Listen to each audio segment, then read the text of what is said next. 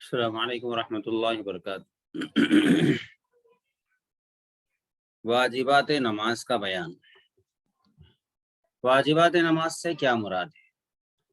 جواب: واجبات نماز ان چیزوں کو کہتے ہیں جن کا نماز میں ادا کرنا ضروری ہے۔ اگر ان میں سے کوئی چیز بھولے سے چھوٹ جائے تو سجدہ سہو کر لینے سے نماز درست ہو جاتی ہے۔ سہو بھول کو کہتے ہیں سہو۔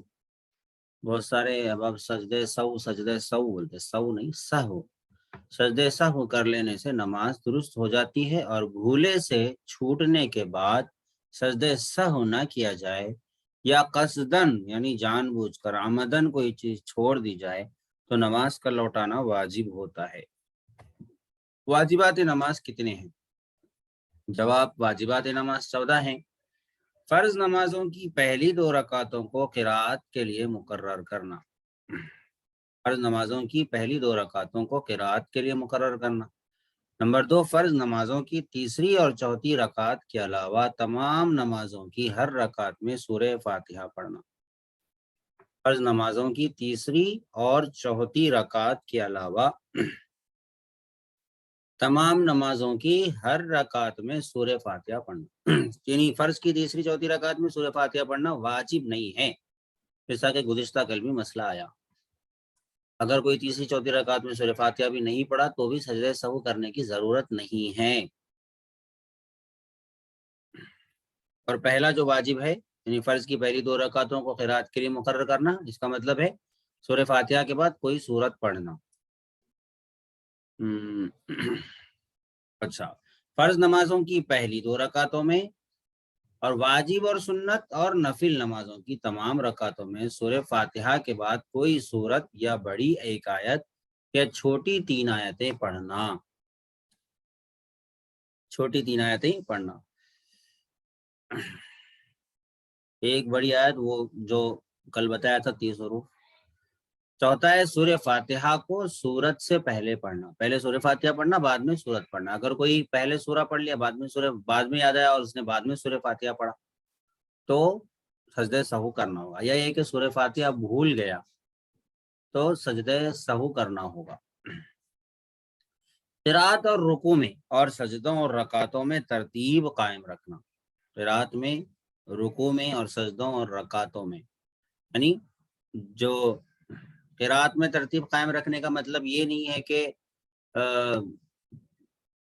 پہلی صورت میں لیلافی پڑھایا، دوسری صورت میں الم ترا پڑھا، یہ مطلب نہیں ہے۔ قرات میں ترتیب رکھنے کا مطلب ہے سورہ فاتحہ پہلے پڑھنا اور اس کے بعد میں کوئی سورہ پڑھنا، یہ مطلب ہے۔ رکوع میں بھی سجدوں میں بھی مطلب یعنی پہلے قیام ہے، پھر رکوع ہے، پھر سجدہ ہے۔ کوئی اگر پہلے سجدہ کر کے بعد میں پھر رکوع کر رہا ہے، ایسا نہیں ہوتا، لیکن اگر کوئی ایسا کر بھی دے تو پھر نماز درست نہیں ہوگی۔ اگر بھولے سے ایسا ہو گیا ہے، سجدے میں چلا گیا رکوع میں جانے کی بجائے اور پھر بعد میں اٹھ کر اس نے رکوع کیا ہے تو سجدے سہو کرنا ہوگا۔ قوما کرنا یعنی رکوع سے اٹھ کر سیدھا کھڑا ہونا۔ قوما کرنا یعنی رکوع سے اٹھ کر سیدھا کھڑا ہونا۔ اگر کوئی سیدھا کھڑا نہ ہو اور ویسے ہی جو ہے سیدھا کھڑا ہونے سے پہلے ہی سجدے میں چلا جاتا ہے، مکمل سیدھا کھڑا نہ ہوا، ویسے ہی فوری سجدے میں چلا گیا، آدھا بھی اٹھا، ایسے آدھے اٹھنے میں ہی ہے اور وہ وہی اتنا ہی اٹھ کے جیسے بچے عام طور پر کرتے ہیں ویسا اگر کر رہا ہے تو نماز نہیں ہوتی۔ جلسہ یعنی دونوں سجدوں کے درمیان میں سیدھا بیٹھ جانا۔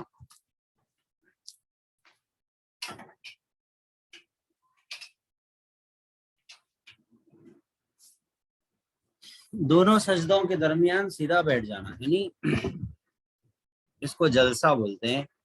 سیدھا بیٹھ کے پھر دوسرے سجدے میں جانا ہے، بیٹھے بغیر ہی دوسرے سجدے میں جا رہے، کوئی اٹھے سجدے سے صحیح سے اٹھے بھی نہیں ویسے ہی چلے جا رہے سجدے میں تو نماز نہیں ہوتی۔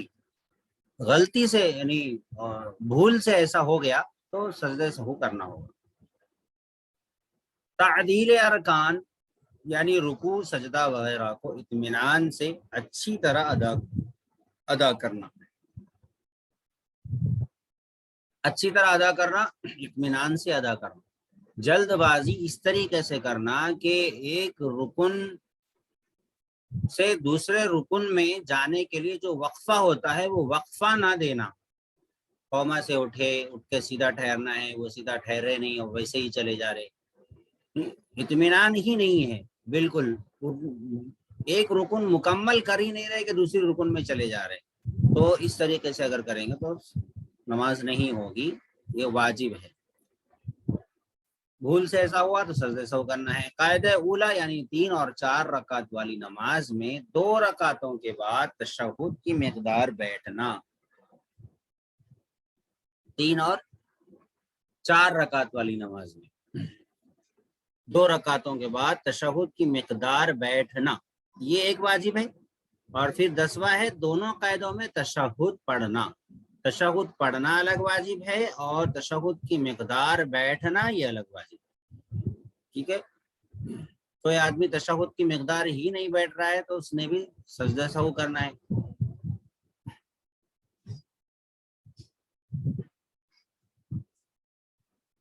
اچھا، 11واں ہے امام کو نماز فجر، مغرب، عشاء، جمعہ، عیدین، تراویح اور رمضان شریف کے وطروں میں آواز سے قرات کرنا. جہری نمازوں میں جہری پڑھنا، ظہر اثر وغیرہ نمازوں میں آہستہ پڑھنا. ظہر اثر وغیرہ نمازوں میں آہستہ پڑھنا ہے. اب اگر کوئی جہری نماز میں آہستہ پڑھ لیا، ایک بڑی آیت یا چھوٹی 3 آیتیں پڑھ لیا تو سجدہ سہو کرنا ہے. یا پھر اگر کسی نے سری نماز میں بلند آواز سے پڑھ لیا تو ایک بڑی آیت یا چھوٹی 3 آیتیں اگر پڑھ لیتا ہے تو اس کو سجدہ سہو کرنا ہوگا. اگر تھوڑا ہی 1-2 حرف یاد ہے، ایک کلمہ جیسے الحمد بول کے ایک دم بولا تھا اور یاد آ گیا اس کو اور پھر وہ خاموش ہو گیا تو اس کو سجدہ سہو کرنے کی ضرورت نہیں. لفظ سلام کے ساتھ نماز سے علیحدہ ہونا، السلام علیکم ورحمۃ اللہ کہہ کر علیحدہ ہونا بھی واجب ہے. اگر یہ واجب جان بوجھ کر چھوڑ دیتا ہے تو نماز واجب الاعادہ یعنی لوٹانا واجب ہے. واجب چھوٹنے سے نماز میں نقصان یعنی نماز میں کمی رہ جاتی ہے اور اس نماز کو لوٹانا ضروری ہوتا ہے. واجب چھوٹنے سے نماز کو لوٹانا ضروری ہوتا ہے. فرض چھوٹنے سے بالکل ہی نماز نہیں ہوتی اور واجب چھوٹنے سے نماز میں نقصان اور نماز میں کمی رہ جاتی ہے اور اس نماز کو لوٹانا بھی ضروری ہے. نماز وتر میں قنوت کے لیے تکبیر کہنا اور دعائے قنوت پڑھنا. نماز وتر میں قنوت کے لیے تکبیر کہنا اور دعائے قنوت پڑھنا. ایک تو اللہ اکبر کہہ کے ہاتھ پھر سے باندھنا یہ واجب ہے اور دعائے قنوت پڑھنا مطلب یہ ہے کہ کوئی بھی دعائے قنوت پڑھنا واجب نہیں ہے. وہ جو اللہم انا نستعین کا ہے وہی واجب نہیں ہے، بلکہ اس کے علاوہ اگر کوئی کسی کو یاد نہ ہو تو وہ ربنا آتنا فی الدنیا حسنہ کچھ بھی دوسرا بھی پڑھ سکتا ہے. تو اس وقت میں کوئی بھی قنوت کوئی بھی دعا پڑھنا ہے وہ جو اللہم انا نستعین کا ہمارے پاس ہے وہی پڑھنا کوئی ضروری نہیں، اس کے علاوہ کوئی اور بھی پڑھ سکتا ہے. دونوں عیدوں کی نماز میں زائد تکبیریں کہنا، 6 زائد تکبیریں جو ہم کہتے ہیں وہ کہنا واجب ہے. نماز کی سنتوں کا بیان، جو چیز نماز میں حضور رسول کریم صلی اللہ علیہ وسلم سے ثابت ہوئی ہیں لیکن ان کی تاکید فرض اور واجب کے برابر ثابت نہیں ہوئی انہیں سنت کہتے ہیں. ان چیزوں میں سے کوئی چیز اگر بھولے سے چھوٹ جائے تو نہ نماز ٹوٹتی ہے، نہ سجدہ سہو واجب ہوتا ہے، نہ گناہ ہوتا ہے. اور قصدن چھوڑ دینے سے نماز تو نہیں ٹوٹتی اور نہ سجدہ سہو واجب ہوتا ہے لیکن چھوڑنے والا ملامت کا مستحق ہوتا ہے. نہ سنت کو چھوڑنے والا ملامت کا، یعنی ملامت کا مطلب بھائی اچھا نہیں کیا، یہ برا کام ہے، غلط کام ہے. سنت کو چھوڑنا کوئی آسان کام ہے کیا؟ سنت کو چھوڑنا کوئی اچھا کام ہے کیا؟ آپ نے برا کام کیا، آپ نے غلط کام کیا، یہ ملامت اس کو کہتے ہیں. تو سنت کو چھوڑنا سنت کرنے کے لیے ہوتی ہے، چھوڑنے کے لیے نہیں ہوتی. یہ تو سنت ہی ہے. ہاں بس اتنا تو کہیں گے کہ سنت ضروری نہیں ہے، فرض نہیں ہے، واجب نہیں ہے، یہ تو کہیں گے صرف اس وجہ سے کہیں گے کہ مسئلہ بتانے کے لیے کہ کہیں سنت کو اس قدر زیادہ نہ بولا جائے، نہ بتایا جائے کہ آدمی سنت نہ چھوٹ جانے کی وجہ سے، سنت چھوٹ جانے کی وجہ سے نماز ہی نہیں ہوتی، ایسا نہ سمجھنے لگے۔ نماز میں 21 سنتیں ہیں۔ تکبیر تحریمہ کہنے سے پہلے دونوں ہاتھ کانوں تک۔ آپ لوگوں نے اگر نماز کی عملی مشق کی ہے تو بہت اچھی بات ہے، نہیں کی ہے تو نماز کی عملی مشق کر لینی چاہیے۔ کسی بھی اپنے قریبی عالم کوئی بھی ہوں تو وہاں پر کر لیجئے، یا پھر کبھی ملاقات ہو تو آپ یہاں پر میرے پاس بھی کر سکتے ہیں، کبھی بھی آ سکتے ہیں انشاءاللہ۔ تو نماز کی عملی مشق بہرحال کر لینی چاہیے تاکہ ہماری جو نماز ہے وہ اچھی طریقے سے درست ہو۔ حضور نے صحابہ کو سکھایا، صحابہ نے تابعین کو، تابعین نے تبع تابعین کو، اسی طریقے سے یہ سلسلہ چلتا آ رہا ہے۔ تو جس طرح ایک نے دوسرے کو دیکھا، ہم نے اپنے اساتذہ سے سیکھا، اساتذہ نے اپنے اساتذہ سے سیکھا، تو یہ سلسلہ ہے ایک عملی مشق کا بھی، یعنی کر کے دکھانا۔ پریکٹیکل دیکھنے میں اور صرف پڑھنے میں بہت فرق ہوتا ہے، تو دیکھ لینا بھی چاہیے، اس کو تھوڑا سمجھ لینا بھی چاہیے۔ تو تکبیر تحریمہ کہنے سے پہلے دونوں ہاتھ کانوں تک اٹھانا، دونوں ہاتھ کانوں تک اٹھانا ہے، منڈی کو ہاتھ پہ نہیں لے جانا ہے، کانوں تک اٹھانا ہے، اور ہاتھ کو سیدھا رکھنا ہے، قبلے کی طرف رکھنا ہے، بالکل اکڑا کے نہیں رکھنا ہے۔ انگلیاں اوپر جو ہے یہ آسمان کی طرف ہو، ایسا جھکی بھی نہ ہو، یوں یوں نہ ہو، اپنی حالت پر رکھنا ہے، بس اپنی حالت پر، بالکل یوں اکڑا کے یوں یوں کر کے تکلفات کرنے کی بھی ضرورت نہیں ہے، کانوں تک اٹھانا ہے۔ اور کانوں تک اٹھانے میں منڈی کو سیدھا رکھ کے کانوں تک اٹھانے میں شولڈر پہ وزن پڑتا ہے، شولڈر پہ تھوڑا سا وزن پڑتا ہے، تو یہاں تک اٹھانا ہے، کاندھوں تک نہیں، بلکہ کان کی لو جو ہے لگانا بھی نہیں ہے، لو تک اٹھانا ہے اس طریقے سے۔ دونوں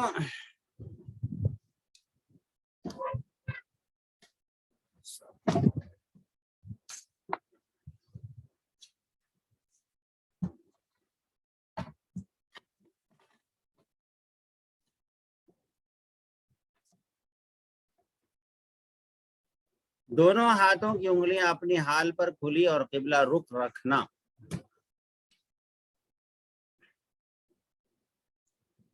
تکبیر تحریمہ کہتے وقت سر کو نہ جھکانا، یہ امام کا تکبیر تحریمہ اور ایک رکن سے دوسرے میں جانے کی تمام تکبیریں بقدر حاجت بلند آواز سے کہنا۔ بقدر حاجت اس وجہ سے لکھا گیا کہ مسجد میں 3 لوگ آئے اور اتنا بڑا پونگا لگا کے پورے محلے کو سنا رہے، یہ گناہ کی بات ہے، غلط بات ہے۔ یہ جتنا ضرورت ہے مسجد میں اتنا ہی لگائی جائے۔ اذان کے لیے اجازت ہے کیونکہ وہ دعوت ہے، نماز عبادت ہے۔ آپ کو نماز میں اتنا زیادہ مائک لگانا کہ پورے محلے کو سنائی دے رہا، یہ غلط بات ہے۔ کبھی کبھی لگا دیتے ہیں، ابھی تو شاید تھوڑا کم ہو گیا، لیکن بعض جگہ ابھی بھی ہے کہ ایک جگہ کی مسجد کی اللہ اکبر کی وجہ سے دوسری مسجد کی مقتدی رکوع میں چلے جاتے ہیں، کبھی ایسا ہوتا ہے۔ تو امام کا تکبیر تحریمہ اور ایک رکن سے دوسرے میں جانے کی تمام تکبیریں بقدر حاجت بلند آواز سے کہنا۔ مائک کی ضرورت ہے تو اندر کا مائک کھول لیں یا پھر قریب کا مائک کھول لیں، بس باہر کا مائک کھولنے کی ضرورت نہیں۔ سیدھے ہاتھ کو بائیں ہاتھ پر ناف کے نیچے باندھنا، سیدھے ہاتھ کو بائیں ہاتھ پر ناف کے نیچے باندھنا۔ ناف کے نیچے مطلب یعنی ناف پر سمجھیے آپ، ناف کے نیچے بول تو بہت نیچے چل جا رہے بعض لوگ، زیادہ نیچے بھی ایسا مطلب ہاتھ لٹکے ہوئے محسوس ہوتے ہیں، ایسا نہیں ہونا ہے۔ میں آپ کو بتا دیتا ہوں،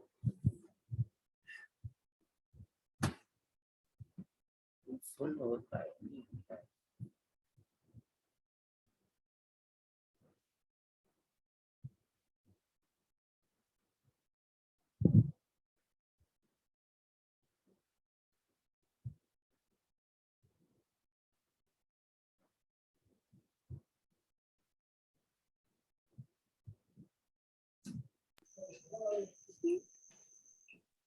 یہ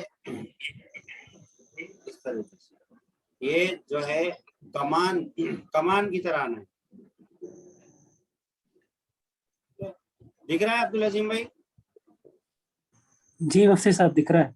तो ये इस तरीके से कमान, बिल्कुल यूं यूं यूं छोड़ देना नहीं है उसको अपनी हालत। बाद लोग यूं छोड़ दे रहे हैं अपनी हालत, बहुत नीचे चले जा रहे हैं। नाफ है तो इसके ऊपर ये गट्टे को यहाँ पर इस तरीके से, और ये अंगूठा और कर उंगली को इस तरीके से, 3 उंगलियों को इस तरीके से, ये इस तरीके से बांधना। ये कमान की जैसी शक्ल आती है। ये थोड़ा उठाएंगे तो ये डब्बा बन गया, ये ऐसा डब्बा बन गया। थोड़ा उठाना नहीं है इसको, बस यहाँ पर नाक पर। तो ये अब अहादीस में इंदा सदरी ही, अला सदरी ही, तहता सुर्रती ही, बहुत सारे अल्फाज आते हैं। तो बहरहाल अब वो नाक पर बांधना चाहिए, इसमें सारी अहादीस पर अमल होता है।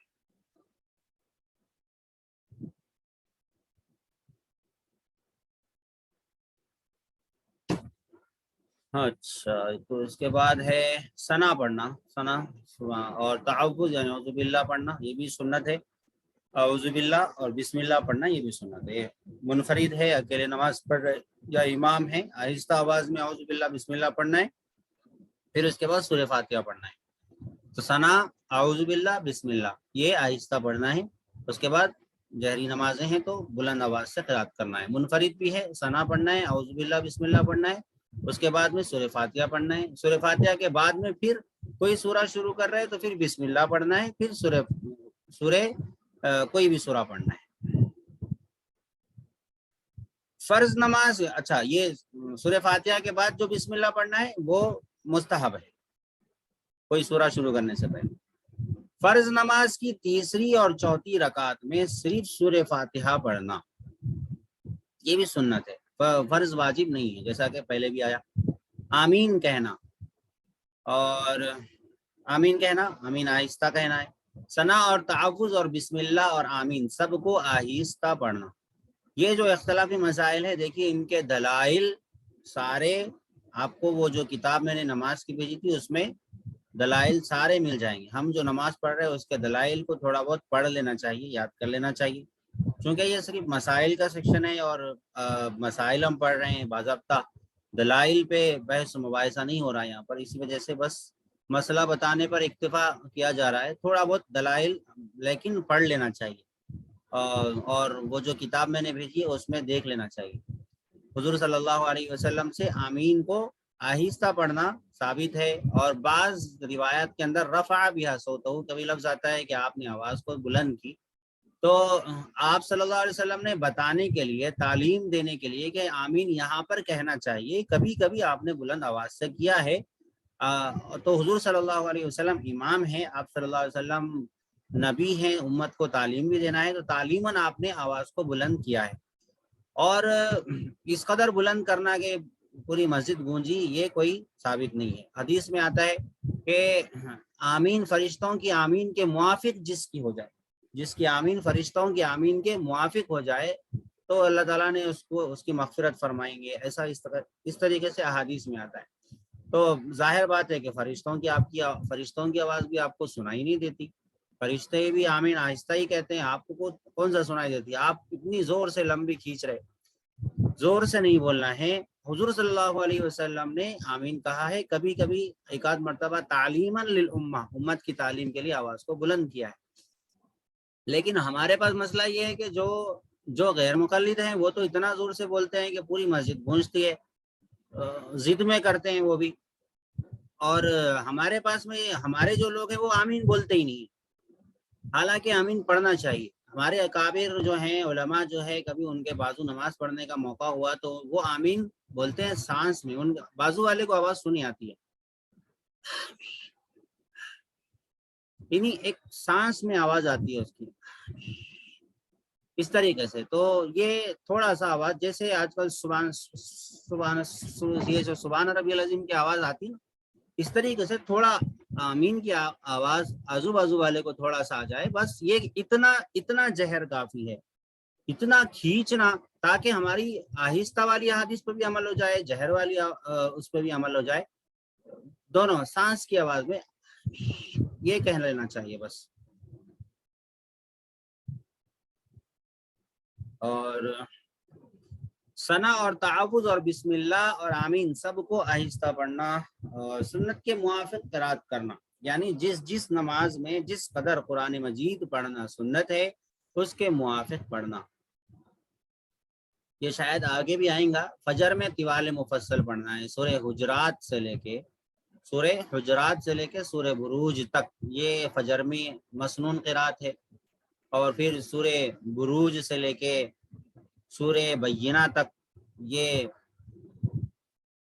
اس کی عشاء کی قرات ہے، پھر سورہ بینہ سے لے کے اخیر تک جو ہے یہ مغرب کی قرات ہے، سنت قرات، طوال مفصل، قصار مفصل، اوساط مفصل کہا جاتا ہے، آگے بھی آئے گا انشاءاللہ۔ تو اس کے موافق رکوع اور سجدے میں 3 بار تسبیح پڑھنا، رکوع اور سجدے میں 3 بار تسبیح پڑھنا، یہ کم سے کم سنت۔ رکوع میں سر اور پیٹھ کو ایک سین میں برابر رکھنا اور دونوں ہاتھوں کی کھلی انگلیوں سے گھٹنوں کو پکڑ لینا۔ یہ آپ لوگ کر کے دکھائیے، یہاں پر لیپ ٹاپ اوپر رکھا ہوا ہے تو پھر کرنا بھی مشکل ہے۔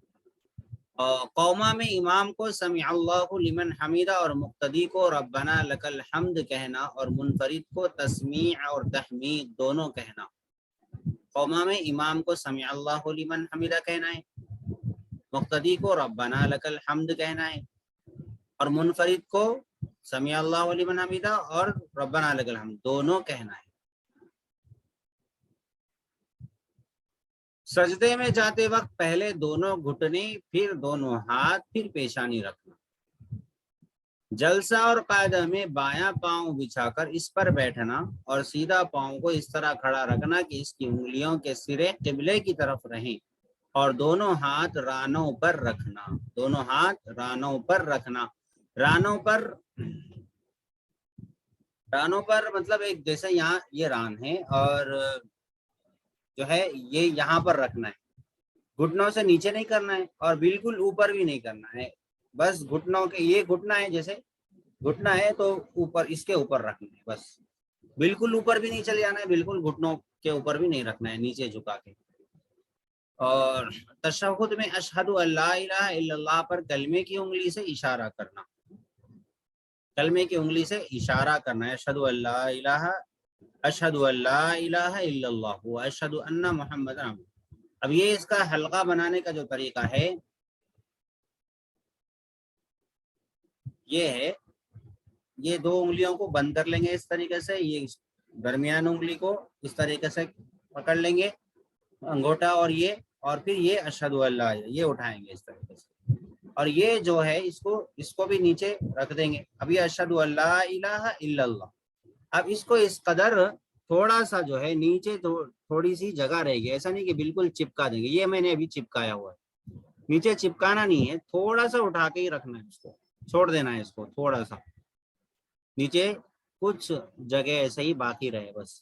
تو اب یہ جو تھوڑا سا آپ چھوڑ دیں گے تو اس میں جو ہے تھوڑی سی حرکت ہوتی ہے، انگلی کے اندر تھوڑی سی حرکت ہوتی ہے، اس میں آٹومیٹک انگلی کے اندر تھوڑی سی کپ کپی ہوتی ہے، تو وہ جو تھوڑی بہت کپ کپی ہوئی اسی کو بعض صحابہ نے دیکھا اور دیکھ کر یہ روایت کیا کہ حضور صلی اللہ علیہ وسلم نے اس کو حرکت دی ہے۔ تو اب دیکھیے وہاں پر حرکت دیتی رہی یہ لفظ کہیں بھی نہیں ملتا، جیسا کہ اہل حدیث حضرات کہتے ہیں کہ حرکت دیتے رہتے ہیں وہ لوگ، اور پھر یہ کہ حدیث میں آتا ہے کہ شہادت کی وجہ سے شیطان کو تکلیف ہوتی ہے، تو اشہد ان لا الہ الا اللہ، جب ہم اشہد ان لا الہ الا اللہ ایسے بھی کہتے ہیں، انگلی کے اشارے سے بھی ہم اشہد ان لا الہ الا اللہ کہتے ہیں، اور جب اٹھائیں گے تو اشہد ان لا الہ الا اللہ ہی کہیں گے۔ یہ نہیں کہ اگر جیسے کسی کو غصہ بھی کرنا ہے، کسی کو مار بھی لگ رہی ہے اور ہم کسی کو ڈانٹ بھی رہے تو یوں کہتے ہیں، یہ ایک حدیث میں بھی یہ بات ہے اور عقل سے سمجھ میں آنے والی بات بھی یہی ہے، کسی کو کہتے تو یوں کہتے ہیں، او بھائی دیکھ لے، سمجھ لے، بچ جا، ہوشیار ہو جا، چوکنا ہو جا، یہی کہتے ہیں، اشارہ یہی کرتے ہیں، لوگوں ہوشیار ہو جاؤ، اللہ کو ایک مانو، یہ اسی طریقے سے کہتے ہیں۔ تو یہ اشارہ شیطان کو تکلیف دیتا ہے، کوئی یوں کہتا ہے کہ کو اللہ کو ایک مانو، اللہ کو ایک مانو، اللہ کو ایک مانو، یہ انگلی کیوں ہلا رہا ہے بھائی؟ تو نہ تو عقل میں بات سمجھ میں آنے والی ہے، نہ تو احادیث ان کی تائید کرتے ہیں، بس انہوں نے ایک لفظ دیکھ لیا کہ حرکت دیتے تھے. تو اب حرکت دیتے تھے تو حرکت دیتے رہتے تھے, انہوں نے سمجھ لیا. بات اس کے اندر لکھی ہوئی کچھ ہے, اور انہوں نے اسی وجہ سے صحابہ نے جو دیکھا اور جس پر عمل کیا اسی کو جو ہے اختیار کرنا چاہیے. حرکت دیتے رہتے تھے کہیں بھی نہیں ہے. اور بعض صحابہ نے جو اشارہ, اکثر صحابہ نے اشارہ کا لفظ ذکر کیا ہے. بعض روایت کے اندر حرکت کا بھی لفظ آ جاتا ہے, لیکن اس کا یہ مطلب نہیں ہے کہ مسلسل حرکت دیتے تھے. تو بہرحال ہم کو ساری حدیث پہ عمل کرنا ہے, اسی وجہ سے ہم جو طریقہ اختیار کیا گیا وہ اس طریقے سے کہ ساری حدیث پر عمل ہو جائے, کہ ایک تو اشارہ کریں اور پھر اس کو چھوڑ دیں, اس کو چھوڑ دیں. اب اس طریقے سے چھوڑیں کہ نیچے کچھ جگہ باقی رہے, تھوڑی سی ایک سوئی کے ناکے کی تھوڑی سی جگہ باقی رہے. وہ جگہ باقی رہنے سے وہ آٹومیٹک خود ہی ہلتی ہے. اب دور سے دیکھنے والا یوں سمجھتا ہے کہ وہ خود ہی ہلا رہے ہیں, لیکن وہ خود ہی ہلتی ہے. وہ ہلا رہے ہیں سمجھتا ہے, لیکن وہ ہلتی ہے خود ہی. تو اس سے جو ہے ساری حدیث پر بہرحال عمل ہو جاتا ہے. باقی اس کے جو احادیث دلائل کون سی روایت ہے کیا ہے, ان سب کے دلائل اور پھر ان کے دلائل کے جوابات, یہ سب آپ کو اس کتاب میں مل جائیں گے. بہت ساری کتابیں لکھی ہوئی ہیں, دلائل نماز ہے, دلیل نماز ہے, نماز نبوی, نماز دلائل, نماز احناف, دلائل احناف, بہت ساری کتابیں علماء نے لکھی ہے. لیکن کوئی پڑھنے والا ہو تو سمجھ لیں گے. مسئلہ یہی ہے کہ ہمارے پاس میں صرف پوچھنا ہی پوچھنا ہے, پڑھنا بہت کم ہے, اور ان کے پاس میں نہ پڑھنا ہے نہ پوچھنا ہے, بس اپنی پچ کرنا ہے. تشہد میں اشہد اللہ الہ الا اللہ پر کلمے کی انگلی سے اشارہ کرنا, اور ونیز قاعدہ اخیرہ میں تشہد کے بعد درود پڑھنا, یہ بھی سنت ہے. قاعدہ اخیرہ میں تشہد کے بعد درود پڑھنا, درود کے بعد دعا پڑھنا, کوئی بھی دعا, اللہم انی ظلمت پڑھے یا کوئی اور دعا بھی پڑھ سکتے ہیں. پہلے دائیں طرف پھر بائیں طرف سلام پھیرنا. ٹھیک ہے.